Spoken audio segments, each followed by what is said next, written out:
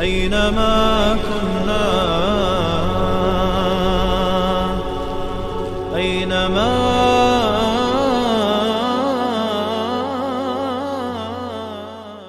بسم الله والحمد لله والصلاة والسلام على رسول الله. اما بعد، السلام علیکم و رحمت الله و برکاته.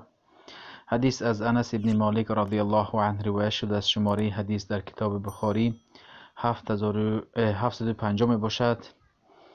انس ابن مالک رضی الله عنه صحابه کوچکی پیامبر، مادرشان ام سلیم، وقتی که پیامبر صلی الله علیه و سلم به مدینه هجرت کردند، مادرشان ام سلیم انس کوچک را برای خدمت گذاری داده بودند.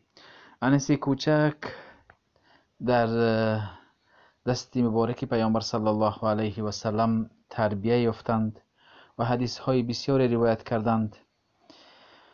انس ابن مالک میگویند که قال النبی صلی الله علیه و سلم ما بال اقوام يرفعون ابصارهم الى السماء في صلاتهم فاشتد قوله في ذلك حتى قال لينتهن عن ذلك او لتختفن ابصارهم.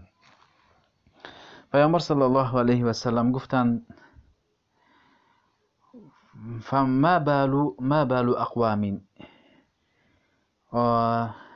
جماعت گفتند برخی از کسانی هستند که در نمازشان چشمانشان را به آسمان میکنند، سرشان را میبردارند و آسمان را نگاه میکنند.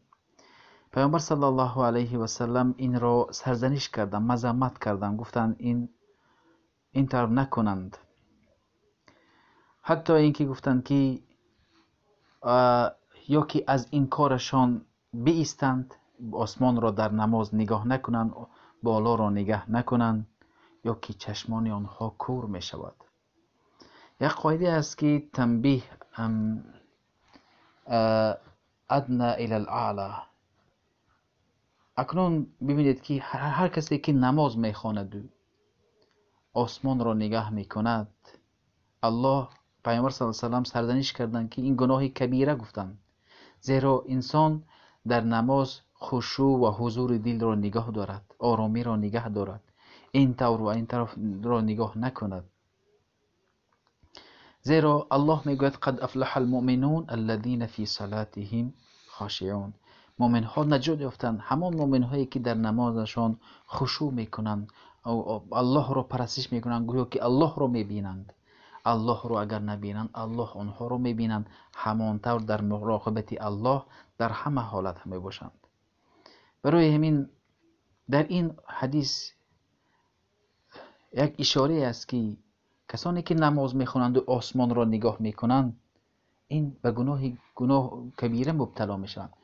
اکنون ببینید که کسی که نماز نمیخواند چگونه است در نزد الله. گناه کبیره است. و اینچنین در حدیث آمده است که هر کسی که در نماز جماعت نماز گذاشته ایستاده باشد و از امام پیش رکوع بکند، سجده بکند یا سرش را بردار بکند، الله سر او را نزدیک است که به سر خر تبدیل بدهد. برای همین خشوع را در نماز نگاه داشتن این مهم است. صالحان، صحابگان، تابعین ها و محدثان وقتی که علم طلب میکردن میرفتن شخص عالم را از اول از نمازش میدیدن که در نمازش چگونه است، آیا نمازش را در وقتش میخواند، آیا حضور دلش را نگه میدارد. اگر میبینن که نمازش خوب است، از او طلب علم میکردن. برای همین خشوع، حضور دل را داشتن این مهم میباشد. این شخصایی که نفسشان مطمئن است در حقیقت در نماز آرام مییابند و حضور دل پیدا میشود بر آنها. پیامبر صلی الله علیه و سلم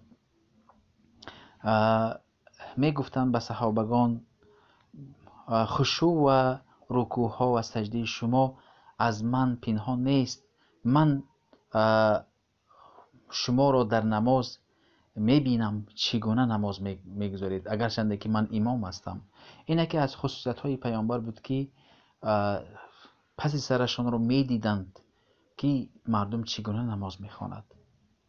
این یکی از خصوصیت های پیامبر صلی الله علیه و سلم است که خصوصیت های پیامبر صلی الله علیه و سلم بسیار است. یعنی دلشان خواب نمی کند، اگر چند چشمشان خواب میکند دلشان بیدار می باشد. و وقتی که پیامبر صلی الله علیه و سلم یک لباس هدیه کرده شد، سپس گفتند با این لباس مرا ببرید به ابی جهیم که به من یک لباسی که غفصته رو به علامت باشد، زیرا من در نماز خشوع مرا این لباسی که علامت هایش است مرا خشوع و حضور دلم را ویران کرده ایستاده است. برای من انسان میتواند به لباس کاملا سفید و در نمازش با لباس های سفید و با خشوع با حضور بایستد، با حضور دل. پیامبر صلی الله علیه و سلم میگویند، حضرت عایشه مادر ما میگویند که كنت انظر الى علمها وانا في الصلاه فاخاف ان تفتتني. پیامبر صلی الله علیه و سلم روز نماز خوانده ایستادند که عایشه مادرمان در یک تریزه خانه شان یک پرده تونیکی را کشیده بودند که بسیار رنگ های هر خیله داشت. پیامبر صلی الله علیه و سلم گفتند این را بگیر، زیرا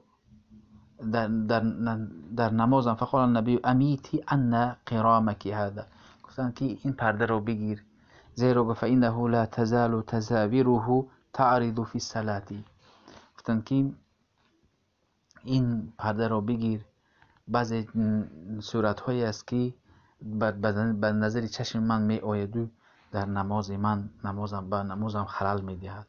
برای من انسان وقتی که نماز میگذارد پوره به الله کاملا روی بیاورد با حضور دل و در اطرافش چیزهایی که به خشوع خلل میدهد او را بگیرد. برای من این باید مسلمان در نمازش را کاملا نگاه دارد، زیرا اولین پرسش در روز قیامت این نماز می باشد. اگر نماز انسان قبول شد دیگر عملهایش بیشک قبول می شود. این بود درباره خشوع در نماز. السلام علیکم و رحمت الله و برکاته.